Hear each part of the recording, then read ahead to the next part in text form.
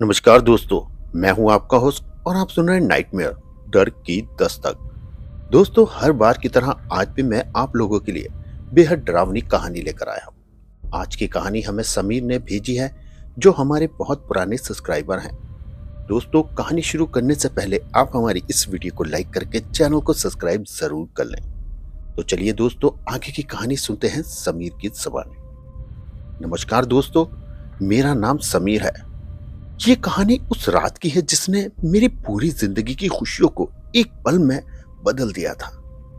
मैं आज भी जब अपनी आंखें बंद करता हूं तो मुझे वही धुंधली सड़क और लाल साड़ी का पल्लू दिखाई देता है। दिवाली की छुट्टी थी। हम चार दोस्त, मैं, आर्यन, नेहा और कबीर, अपनी नई एसयूवी में सवार होकर पहाड़ों की सैर पे निकले थे।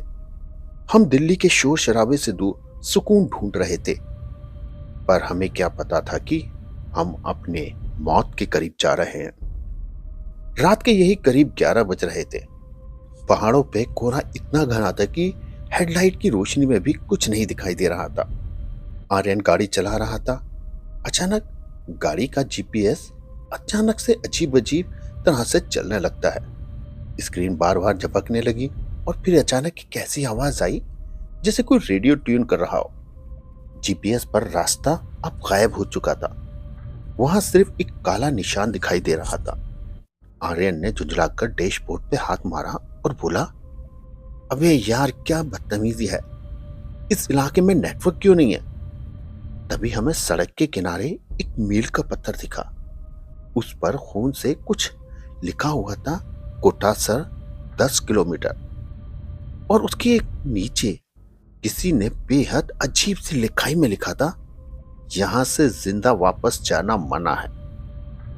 यह पढ़कर हमें लगा शायद कोई प्रैंक कर रहा है। कबीर हंसा और बोला, भाई, पहाड़ों के लोग ऐसे ही डराते हैं, बस तुम गाड़ी आगे बढ़ाते जाओ। हमने गाड़ी मोड़ दी। जैसे ही हम उस कच्ची सड़क में दाखिल हुए, मुझे एक अजीब सी शांति महसूस हुई। इतनी शांति कि गाड़ी के इंजन की आवाज भी अब हमें चुभने लगी थी। बाहर हवा लगभग बंद हो चुकी थी, लेकिन पेड़ फिर भी हिल रहे थे, जैसे कोई उन्हें पकड़ के हिला रहा हो। तभी नैना चिल्लाई, समीर, देखो खिड़की पर। मैंने खिड़की की तरफ देखा।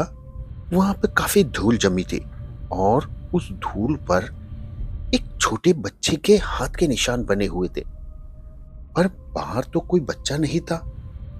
हम डर के मारे एकदम कांपने लगे। अब हम करीब 5 किलोमीटर आगे बढ़े होंगे कि अचानक सड़क के बीचों बीच एक पुरानी और जर्जर बस खड़ी थी मिली। वे बस ऐसी लग रही थी जैसे किसी भयानक एक्सीडेंट के बाद उसे वहां छोड़ के चले गए हों। उसके टायर फटे हुए थे और बॉडी पे जंग लगा हुआ था। लेकिन सबसे डरावनी बात यह थी कि बस के अंदर हल्की हल्की नीली रोशनी अभी भी जल रही थी। आर्यन ने जोर से ब्रेक मारे। ये बस यहाँ बीच रास्ते में क्या कर रही है? आर्यन ने पूछा। रास्ता इतना संकरी है कि बस को हटाए बिना हम आगे नहीं जा सकते थे। कबीर और मैं गाड़ी से नीचे उतरे। बाहर निकलते ही एक अजीब सी स्मेल आई, जैसे कोई मांस सड़ रहा हो, और सन्नाटा इतना गहरा कि मुझे अपनी पलकें झपकने की भी अब आवाज आने लगी थी। तभी बस के अंदर से एक आवाज आई, जैसे कोई पायलों की आवाज होती है। ये किसी पायल की आवाज थी। हम दोनों ये सुनकर मानो जम से गए। कबीर ने टॉर्च चलाई और बस के अंदर रोशनी फेंकी। सीटों पे फटे हुए बाराती के कपड़े और टूटे हुए चूड़ियों के टुकड़े पड़े हुए थे। तभी मेरी नजर बस के पिछले हिस्से पे पड़ी। वहां एक औरत बैठी थी। उसने लाल रंग का शादी का जोड़ा पहना हुआ था, लेकिन उसका सर नीचे की तरफ झुका हुआ था। कबीर ने आवाज दी, बहन जी, आप यहाँ ठीक तो है ना? औरत ने धीरे से अपना सर उठाया और जैसे ही टॉर्च की रोशनी उसके चेहरे पे पड़ी, हमारा तो कलेजा मुंह को आ गया। उसका आधा चेहरा पूरी तरह से जल चुका था और उसकी आंखों की जगह सिर्फ मांस के लौतड़े लटक रहे थे। उसने अपनी सड़ी हुई उंगली से हमारी गाड़ी की तरफ इशारा किया और उसके बाद जोर जोर से हंसने लगे। उसकी हंसी किसी इंसान की नहीं, बल्कि किसी के जानवर के चीखने जैसी थी। हम दोनों पागलों की तरह गाड़ी में जाके घुस गए। आर्यन ने बैक गियर डाला, पर गाड़ी का इंजन अब बंद हो गया था। हम अब उस अंधेरी सड़क पर उस लाश जैसी औरत के साथ बिल्कुल अकेले थे। गाड़ी के इंजन जैसे जम चुका हो। आर्यन पागलों की तरह चाबी घुमा रहा था। उसके माथे से टपकता हुआ पसीना अब साफ देखा जा सकता था। बाहर वे लाल साड़ी वाली औरत बस से नीचे उतर चुकी थी और वे जमीन पर चलने लगे, बल्कि अब उसके पैर हवा में उड़ रहे थे। वो अब धीरे धीरे हमारी तरफ बढ़ रही थी। उसके हर कदम के साथ वही छन छन की आवाज आ रही थी, जो हमारे कानों में अब ऐसा लग रहा था जैसे कोई हथौड़े बजा रहा हो। हम चिल्लाए, अरे स्टार्ट हो जा, स्टार्ट हो जा। लेकिन तभी उसी पर जब वह औरत गाड़ी के बॉनेट के पास पहुंची, इंजन अचानक स्टार्ट हो गया। आर्यन ने बिना सोचे समझे एक्सीलेटर दबा दिया। गाड़ी झाड़ियों को चीरती हुई आगे भागी। हमने पीछे मुड़कर देखा तो वह औरत वहीं खड़ी थी और उसका जला हुआ चेहरा अंधेरे में अभी भी चमक रहा था। करीब 3 किलोमीटर बाद हम कोटासर गांव के मेन गेट पर पहुंच गए। लेकिन वहां जो हमने देखा, उसने तो हमारी रूह ही कपा दी। गांव के हर घर के बाहर लाल रंग में क्रॉस का निशान बना हुआ था। गलियों में कोई कुत्ता नहीं था, ना कोई परिंदा, बस एक अजीब सी महक, जैसे अगरबत्ती और सड़न को मिला के बनाई गई हो। तभी हमें एक छोटी सी झोपड़ी दिखी जहां पे दिया जल रहा था। हमें लगा शायद कोई मदद मिल जाए। हम सब गाड़ी से नीचे उतरे, लेकिन वहां सन्नाटा इतना था कि हमारे जूतों की आवाज मानो पत्थरों के टकराने की जैसी थी। हमने उस झोपड़ी का दरवाजा खटखटाया।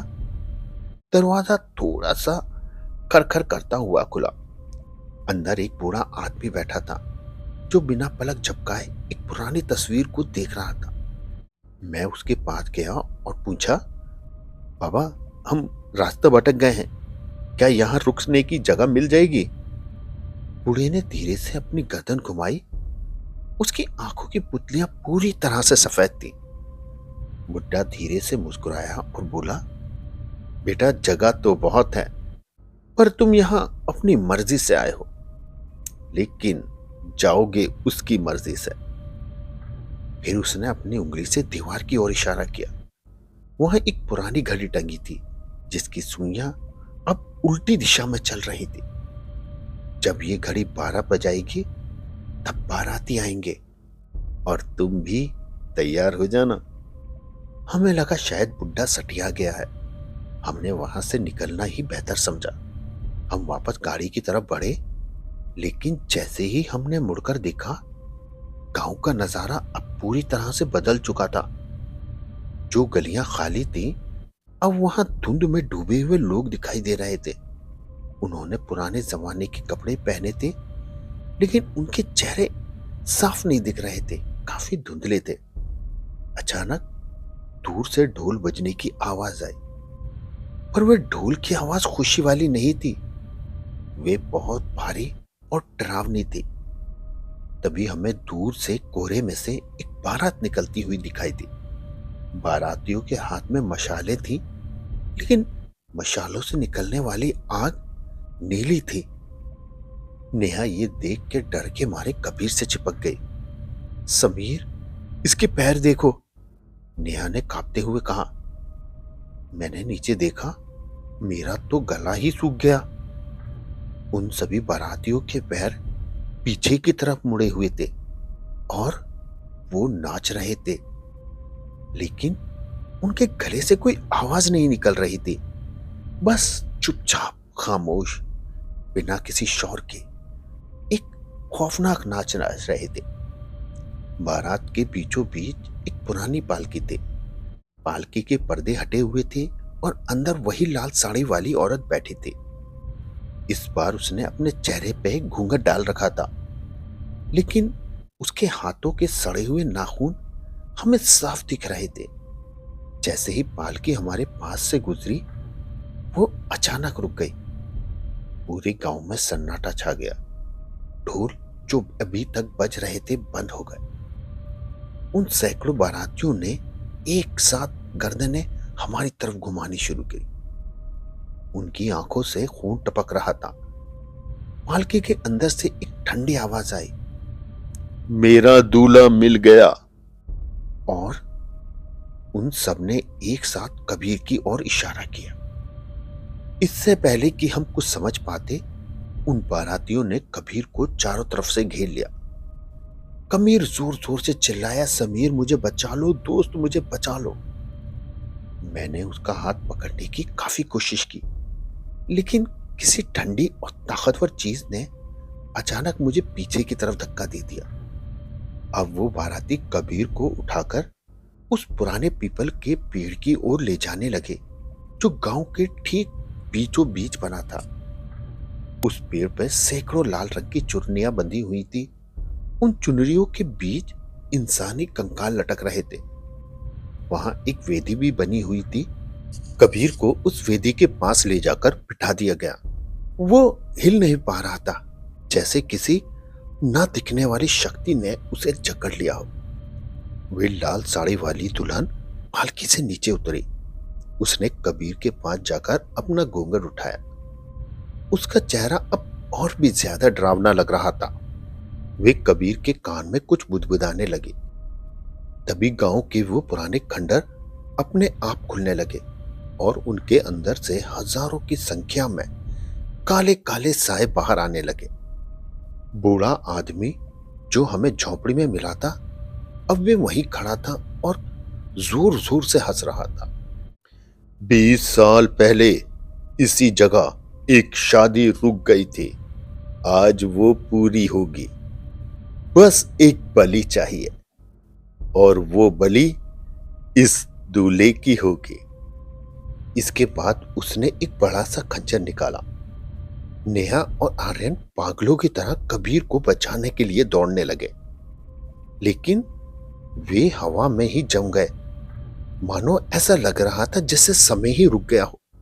क्योंकि मैं वहां नहीं दौड़ा था, इसलिए मैं अकेला ऐसा इंसान था जो उस समय हिल पा रहा था।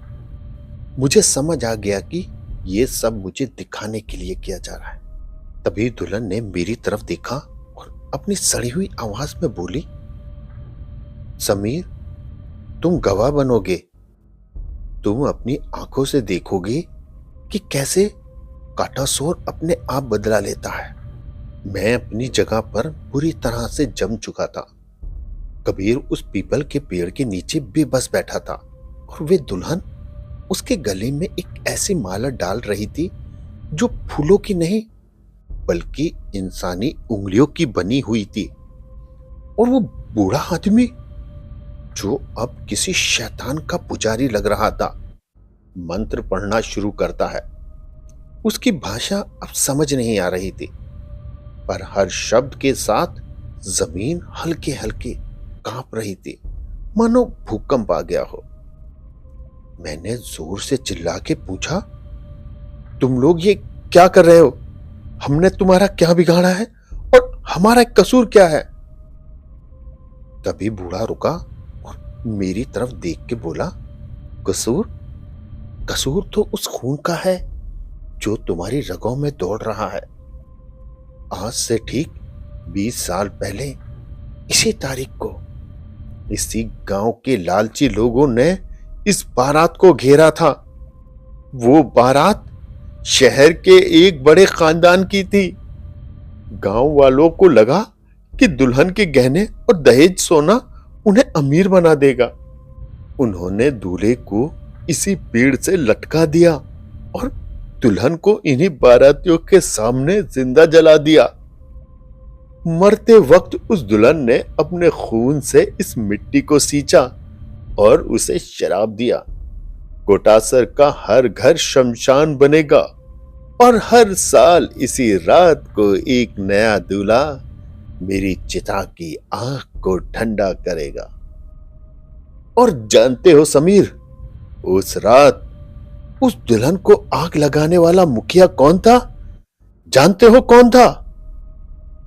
वो था तुम्हारा दादा, तुम्हारे दादाजी। यह सुनकर मेरे पैरों तले जमीन खिसक गई। तभी मुझे याद आया कि मेरे दादाजी इसी इलाके के पास एक पुरानी हवेली में रहते थे और उन्होंने मरते वक्त बहुत सी अजीब बातें की थी। यानी वे सब हमारे पूर्वज के कर्मों का फल था। वे दुल्हन कबीर को नहीं बल्कि उस खून को तड़पा रही थी जो मेरे परिवार से जुड़ा था। कबीर तो बस एक जरिया था। अचानक उस दुल्हन ने अपना हाथ हवा में लहराया और कबीर के शरीर से धुआं निकलने लगा। कबीर की आंखें अब पूरी तरह से सफेद हो गईं और वे किसी कठपुतली की तरह खड़ा हो गया। दुल्हन ने कबीर का हाथ पकड़ा और उसे जलती हुई वेदों के चारों ओर चक्कर काटने लगा। नेहा और आर्यन अभी भी हवा में जमे हुए थे। उनकी आंखें से अब आंसू गिर रहे थे, पर अब वो अपने आप को हिला नहीं पा रहे थे। जैसे ही चौथा पहरा पूरा हुआ, कबीर के शरीर की खाल अब काली पड़ने लगे। वे अंदर से जल रहा था, पर बाहर की तरफ कोई आग नहीं थी। ये रूहों की आग थी। तभी उस बूढ़े ने मेरी तरफ से एक पुराना पीतल का लोटा फेंका, जिसमें लाल रंग का गाढ़ा कुछ तरल पदार्थ था। समीर, अगर अपने दोस्तों को बचाना चाहते हो तो ये खून इस वेदी में डाल दे, पर याद रखना, अगर तूने ऐसा किया तो तू कभी इस गांव से बाहर नहीं जा पाएगा। तू यहां का रखवाला बनकर रह जाएगा, ठीक मेरी तरह। पर अब मेरे पास कुछ सोचने और समझने का वक्त नहीं था। मेरे पास सिर्फ कुछ सेकंड थे। एक तरफ मेरे दोस्त की जान थी तो दूसरी तरफ मेरी पूरी जिंदगी की आजादी। मैंने कबीर की तरफ देखा। उसका चेहरा अब पहचानने लायक नहीं बचा था। वो दर्द से लगातार चीख रहा था। मैंने लोटा उठाया और वेदी की तरफ बढ़ा। दुल्हन ने मुड़कर देखा। अब उसकी आंखों में एक अजीब सी भूख थी। जैसे ही मैंने वे तरल आग में डाला, एक जोर का धमाका हुआ और पूरा गांव उस पीली रोशनी के अंदर भर गया और मुझे महसूस हुआ कि मेरा शरीर अब सुन पड़ गया है। धमाके के बाद जब मेरी आंख खुली तो मंजर पूरी तरह से बदल चुका था। वो बाराती, वो बूढ़ा और वो दुल्हन अब सब गायब थे। कबीर जमीन पर बेहोश पड़ा था। नेहा और आर्यन भी अपनी जगह से हिल पा रहे थे। वो दोनों दौड़े दौड़े मेरे पास आए। समीर, क्या हुआ? वो लोग सब कहां गए? नेहा अभी भी डर रही थी और मुझसे लगातार यही सवाल पूछ रही थी। गांव में अब कोहरा कम हो चुका था, पर सन्नाटा और भी गहरा था। ऐसा लग रहा था जैसे गांव की आत्मा सो गई हो। हमने कबीर को उठाया। उसका शरीर अभी भी बहुत गर्म था। हम उसे घसीटते हुए गाड़ी तक ले आए। गाड़ी इस बार एक ही झटके में स्टार्ट हो गई। आर्यन ने बिना पीछे मुड़कर देखे गाड़ी को दौड़ा दिया। जब हम मेन हाईवे पर पहुंचे और सूरज की पहली रोशनी पहाड़ों पर पड़ी, तब हमें लगा कि शायद हमारी जान बच गई। कबीर को अब होश आ चुका था, पर वो अभी भी कुछ बोल नहीं पा रहा था। वे बस खिड़की के बाहर लगातार देख रहा था। मैंने राहत की सांस ली, लेकिन तभी मेरी नजर अपनी हथेली पर पड़ी। मेरी हथेली पर वही काले निशान थे जो कबीर के शरीर पर थे। और सबसे डरावनी बात, गाड़ी के पीछे वाले शीशे पर कोरे में किसी ने लिखा था, शुक्रिया समीर, अब मैं तुम्हारे साथ हूं। हम सब दिल्ली पहुंच चुके थे, लेकिन वो सफर हमारे दिमाग से निकल नहीं रहा था। कबीर को घर छोड़ दिया था, पर वे पहले जैसा नहीं था। वे घंटों एक ही जगह बैठा रहता और अपनी हथेलियों को देखता रहता, जैसे वहां पे कुछ लिखा हो। आर्यन और रेहान ने भी अपने आप को कमरे में बंद कर लिया। मुझे लगा कि वक्त के साथ शायद सब कुछ ठीक हो जाएगा, लेकिन मैं कितना गलत था। एक रात मैं अपने कमरे में सो रहा था कि अचानक मुझे महसूस हुआ कि कमरे का तापमान अचानक बहुत ज्यादा गिर गया। मेरी सांसें मानो जमने लगी। तभी मुझे फिर से वही आवाज सुनाई दी, वही पायल की आवाज, छन छन छन। मैंने डरते हुए अपनी आंख खोली।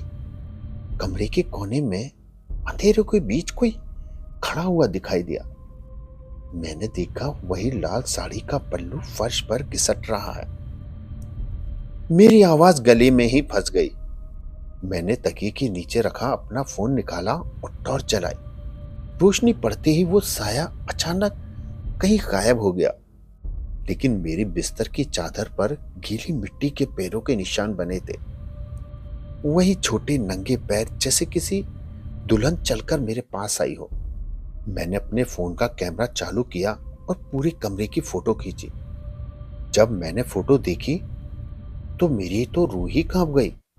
फोटो में मैं अपने बिस्तर पर लेटा हुआ था और मेरे ठीक ऊपर छत पर लटकती हुई वो दुल्हन मुझे नीचे की ओर देख रही थी।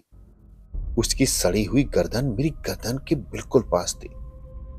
मुझे समझ आ गया कि कोटासर का बदला अभी पूरा नहीं हुआ है। मैंने कबीर को बचाने के लिए जो खून वेदी में डाला था, उसने मुझे उस दुल्हन से हमेशा के लिए जोड़ दिया था। अगली सुबह मुझे खबर मिली कि कबीर अपनी छत से कूद गया है। जब पुलिस वहां पहुंची तो उसके हाथ में एक पुराना सूखा हुआ गुलाब मिला। आर्या और नेहन का भी कुछ पता नहीं चला। उनके घर के दरवाजे अंदर से बंद थे, लेकिन अंदर कोई नहीं था और अब मैं अकेला बचा था। मैं भागकर उसी पुरानी हवेली में गया जहां मेरे दादाजी रहते थे। मैंने वहां के तहखाने की तलाशी ली। मुझे एक पुरानी संदूक मिली। उसमें एक डायरी थी और डायरी के आखिरी पन्ने पे दादाजी ने कुछ लिखा था। कोटासर की दुल्हन किसी की जान नहीं चाहती, वे बस एक ऐसा शरीर चाहती है जिसके जरिए वे इस दुनिया में वापस आ सके। अगर कोई उसके बदले का गवाह बनता है तो वे उसी के साथ चली जाती है। तभी हवेली का भारी दरवाजा अपने आप बंद हो गया। तहखाने की मशालें अपने आप जल उठी। सामने वही दुल्हन खड़ी थी, लेकिन इस बार उसका चेहरा जला हुआ नहीं था। वे बेइंतहा खूबसूरत लग रही थी, बिल्कुल वैसी ही जैसे वो 20 साल पहले रही होगी। उसने अपनी ठंडी उंगली मेरे माथे पर रखी और मुझे महसूस हुआ कि मेरा शरीर अब पत्थर का बन रहा है। उस औरत ने मुस्कुराते हुए कहा, शुक्रिया समीर, उस रात तुमने वो लोटा आग में नहीं बल्कि मुझ पे डाला था। तुमने मुझे आजाद नहीं किया, तुमने मुझे अपने अंदर जगह दी है। आज जब मैं आईने के सामने खड़ा होता हूं तो मुझे अपना चेहरा नहीं दिखता। मुझे आईने में वही लाल साड़ी वाली दुल्हन दिखती है। मैं बोलता हूं पर आवाज उसकी निकलती है। मैं चलता हूं पर पायल की आवाज आती है। लोग समझते हैं कि समीर जिंदा है, पर सच तो ये है कि समीर उसी रात कोटासर के उस पीपल के पेड़ के नीचे मर चुका था। अब जो आपके सामने खड़ा है वो कोटासर का वो अधूरा इंतकाम है जो अभी अपना अगला शिकार ढूंढ रहा है। तो दोस्तों, आपको ये कहानी कैसी लगी हमें कमेंट्स बॉक्स में जरूर बताएं और वीडियो अच्छी लगे तो वीडियो को लाइक करके चैनल को सब्सक्राइब जरूर कर लें।